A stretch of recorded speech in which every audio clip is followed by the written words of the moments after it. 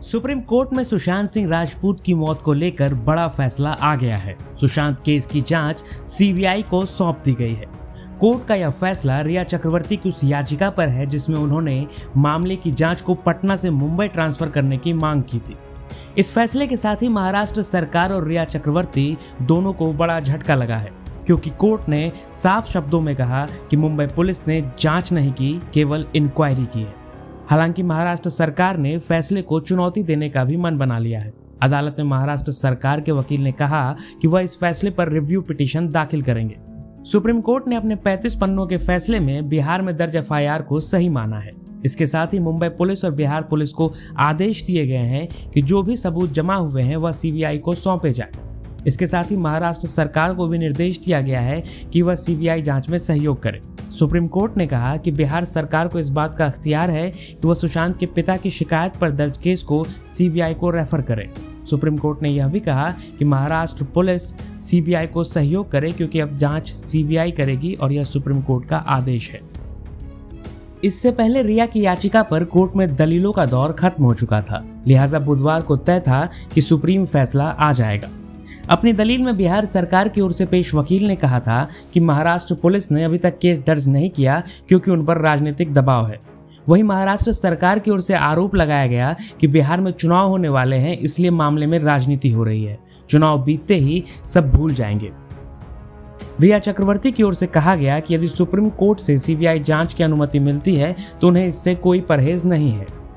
हालांकि तमाम दलीलों को सुनने के बाद सुप्रीम कोर्ट ने केस ट्रांसफर पर फैसला सुरक्षित रख लिया था। सुप्रीम कोर्ट के सामने पटना में केस दर्ज किए जाने पर सवाल उठाए गए थे और बिहार पुलिस के जुडिक्शन पर भी प्रश्न चिन्ह लगाए गए।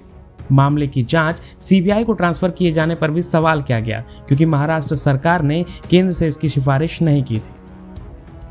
रिया चक्रवर्ती की ओर से कोर्ट में वकील ने दलील दी थी कि यह घटना मुंबई की है और जुडिक्शन भी मुंबई पुलिस की बनती है, लेकिन बिहार पुलिस ने केस दर्ज कर लिया। पटना में घटना नहीं हुई।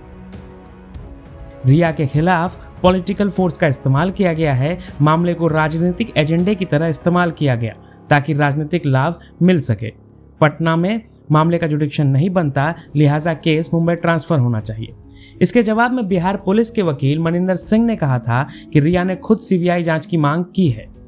मुंबई पुलिस ने 56 लोगों के बयान दर्ज किए, लेकिन एफआईआर दर्ज नहीं की। महाराष्ट्र में पुलिस पर राजनीतिक दबाव है और इसी कारण एफआईआर दर्ज नहीं हो रही है। यही कारण है कि बिहार पुलिस के एसपी को भी वहां क्वारंटीन कर दिया गया। इस पर महाराष्ट्र सरकार के वकील अभिषेक मनु सिंघवी ने कोर्ट में कहा कि बिहार सरकार का मामले में जुडिक्शन ही नहीं बनता।